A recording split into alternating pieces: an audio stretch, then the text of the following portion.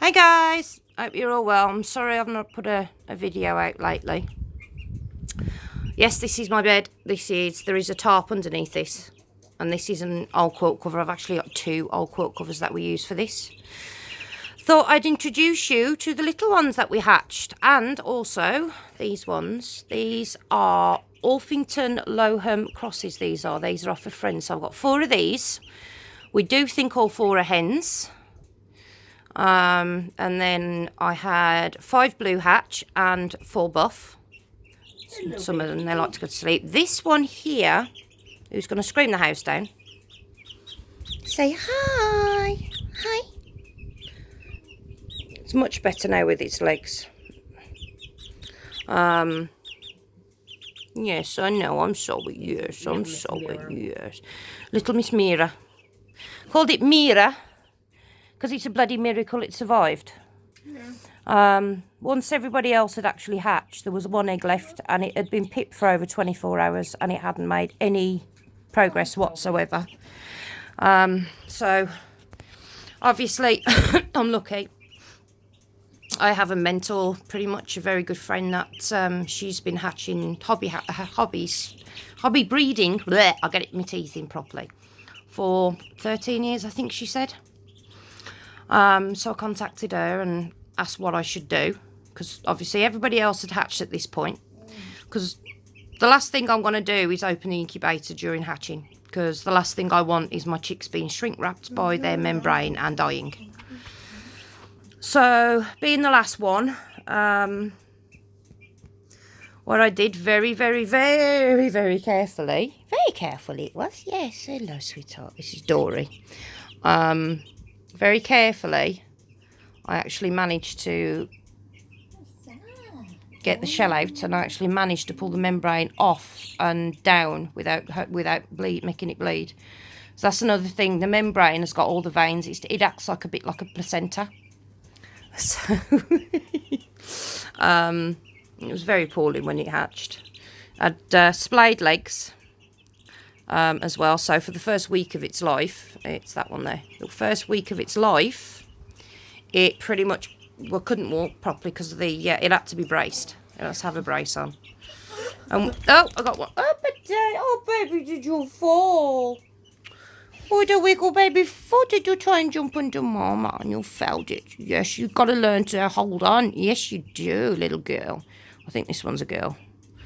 I think I've got 5 buff roos. Yeah, and I think I've got this one, which is the hen.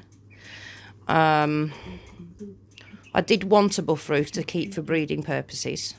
I would have liked more hens. I mean, obviously, 2 weeks of age, so we're not 100% on sex yet on any of them. Until it lays or crows, then we're not really going to know for certain. Because they look, you know, the cocks and the hens, they look so similar to each other. You know, so... Is that you on the moving your feet? That's all right. I thought one of them had fallen on the floor again. I've got that out. There's nothing actually. The heater's not on. It's just the water. I can get to it then. Yes, hello, sweetie pie. Some of my little black ones, which I think is a hen. It's my favourite one, that one. Yeah, it's very friendly. It's very sweet. A couple of the little blue ones are very sweet as well. But yeah, so as I said, that one, the little itty bitty one right there. Well, yeah, I know. I said we didn't think it would survive, and with all the odds against it, it was very poorly, very tiny compared to the others. I mean, it's grown such a large amount since, and she's doing really well. Or he, I think it's a he actually. He's doing really well. So, you know, and then as I said, my other friend, I think these are they're 3 or 4 days ahead of these, but because they're a Lohmann cross. Lohmann's are very fast growing, so I think it's sped up the growth on with the Orpington side, as you know, because obviously Orpingtons grow very slowly. Don't kick him in the face. You know, sweetie. Yes. This one has got a little black dot on his head. They're trying to sleep. Dory. Come on, baby. Ignore this. This was actually clean, what, half an hour ago? Yeah. That one there. Dory. which is going over to harass Thomas. No, yes, my phone. Come here. There we go. Come here. Hi. Oh, sorry. Right, this is Dory. Hi, Dory. This silly little bugger managed somehow in the chick waterer to end up upside down, wedged in the corner where the water was, with its left wing stuck. It's going to sleep. With its left wing stuck in the little tiny hole that the water comes out of, and there's one hole. Oh, it's got to be like 1 in a million, you know, for the accident. It tried to commit suicide. Yeah, I mean, luckily we were there. We were here. So Shannon had her down its top for a bit. And we got the hair dry and we kept it warm and dry. But we were worried because it was sneezing. It was sneezing water out. Yeah, it was. So a couple of hours later, when we went to put it, I put it back in the hospital cage that I've got. I've got a little cage which the little one over there was actually in at the time because she was being bowled over by the larger chickens. So all hell broke loose because he didn't want to be in there. So I put it in the other one. So to make sure we had the right chicken, we marked it with a black marker. Yes. But we didn't need to do that because every time we leave the room, it screams its head off.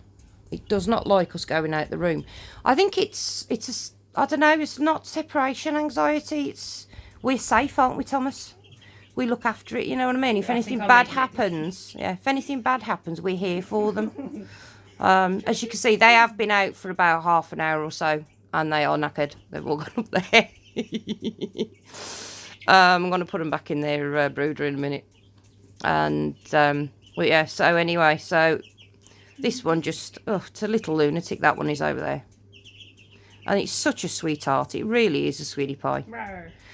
Well, yeah, anyway, there's a very quick update on my chicks. So, like I said, I got, well, supposed to be 5 blue. 3 of them look very black to me, though, although their wings are blue. So I think they are slowly turning blue, hopefully.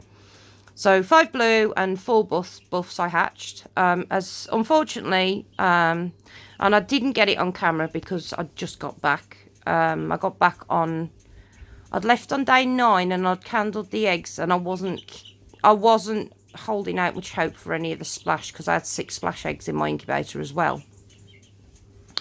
By the time I got back on day 12, I'd left them in just to be on the safe side. So I got back on day 12, candled them. There was a very bad smell. And all 6 eggs were dead. So, yeah. So I had one of the blue eggs was damaged in the post. And I lost 2 of the buff. But yeah, so I've got 9 little monsters. Yes. And then I've got 4 bigger monsters, which are adorable. They really are cute. Would you like to lie down? Thank God for a top. That's all I can say. Would you like to lie down on hand? Well, yeah, we've actually, I can't put them outside in the baby pen. Tiny, eeny, meeny, miny, and Mo have gone in the older pen. But,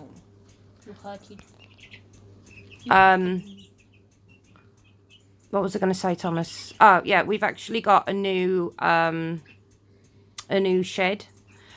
Which we are turning into a large chicken coop walk-in. It's going to be so much easier to try and clean out, collect eggs, etc.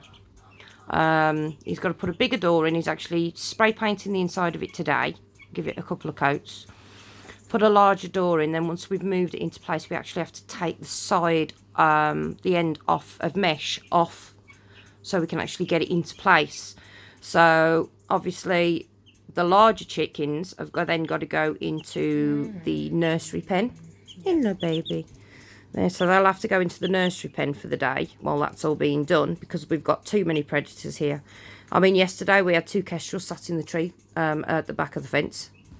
I was a little bit dumbstruck, actually, to be fair. It's like, okay, we're not letting the chickens out. It's kind of scary. Yeah, just a little bit. Start like, they do a kind of like squeak, don't they? Yeah. And you look up in a tree and they're just staring at you, just like, hello. Yeah, but they're never bothered. They've never been over here before. I know where their nest, to be fair, isn't that far from us. Yeah. But they've never been over here. I've never heard them before. They're going over to you. I love the way they run. Yeah, they put their head down, their wings up. I think they do look like they run. It's funny.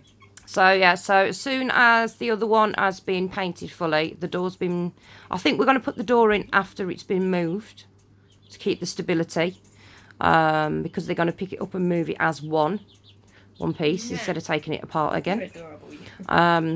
So once that's been done and it's put into place and all the mesh has been sorted back out, then it'll be safe for the chickens to actually go back into the run. And then at that point, these little buggers, this little ball of fluff here, the little floofies, the little floofies. Where's a little floofy? So all these horrible little floofies here, they're going to go outside. Yes, hello, sweetie. They're so soft. Honestly, they are just so soft. They really are, and they're so sweet. It's easier to film now they're actually tired, because before when I did try to film this before, and they were jumping on me, they were jumping on the phone, they were just being little sods. But anyway, I just thought you might like a quick update on them, guys, and I'll do another update soon as we've got the shed sorted. Speak to you later. Bye guys, take care. Bye.